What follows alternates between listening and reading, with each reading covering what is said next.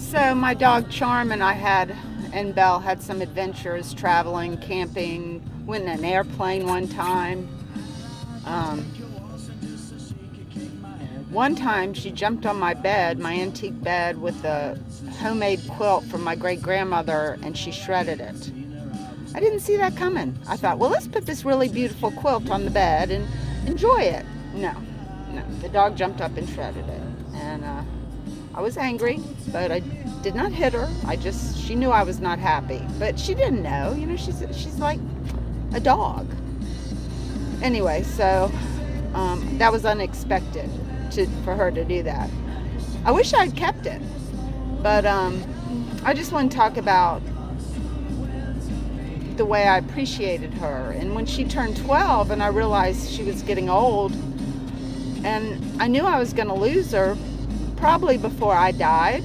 And so every day after she turned 12, I made a point every morning of petting and talking to her and telling her how much I loved her in my life and what a good dog she is. She really turned out to be a good dog. It's a shame to lose them when they get it all down, the training down. But she was getting a little slower, and we would go for long walks, 7 to 10 miles. I'd go in the city, and we loved to walk. She used to run beside my bicycle when she was young. But so every day after the age of 12, I'd really fawn over her quite a bit. And Belle probably didn't get all that attention that Charm got. I was closer to Charm in some ways, and now that Charm's gone, I'm really enjoying and getting closer to Belle. I loved them both, but Charm was special. I'd had her longer and different kind of dog. But anyway, so she was about 16, almost 16, and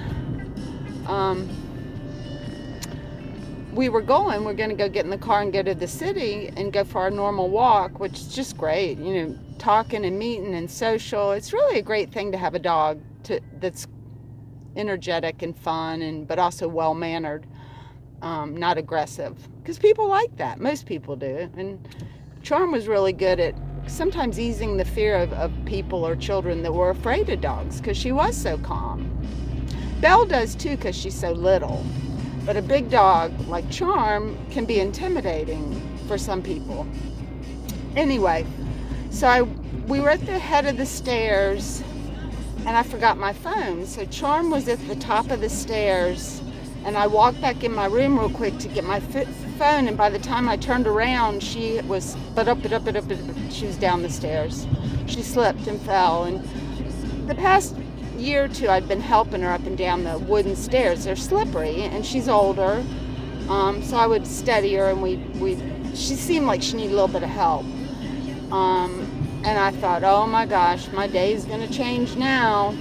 And I went down, and she stood up and she limped, but then she straightened up and she said, I'm ready, let's go, I'm okay.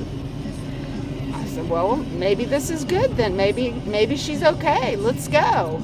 And so we walked out, and she was perfectly happy, and we went into the city to do our performance art, which turns out it was her last performance piece. But we got home that night, and she just collapsed in the bed, and she took some water. I got a syringe, and I was giving her some water to hope that she recovered, because she couldn't recover. And she slept on my bed, and then we took her downstairs and made a bed for her downstairs because she was still in bed. And then I got hope, because she got up and she ate a few bites of food and swallowed a little bit of water, and then went back and laid down. And then the next day I was supposed to work, and I did go into work, but she quit taking water, so I made an appointment to have her put to sleep. And I feel like I prepared myself really well for this by appreciating her every day, so it wasn't as traumatic because I knew it was coming. Anything after 12 with a large dog is just a gift. And so we took her, and I carried her in, and she sat on my lap while we waited for the veterinarian, and we got a photo. My housemate, or my landlady, took a photograph, and She looked okay. She looked that unhappy. She didn't look scared. She contently kind of looked up. I think she was happy I was holding her. And then they brought a table in, and I put her on the table, and they said, you know, we're going to bring her back we just have to put the whatever in her veins. So that the nurses wheeled her out and then brought her back in about 5 minutes. And she was on the table, and I held her. You know, I was standing right there with her, and the veterinarian came in, and he said she won't be in pain. He said that it'll just feel cold in her veins.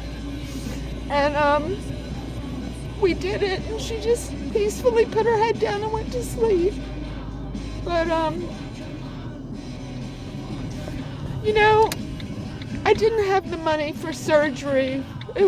But then at age 16, to invest $2,500 in experimental surgery to find out maybe it's her pancreas, or, you know, that got damaged in the fall.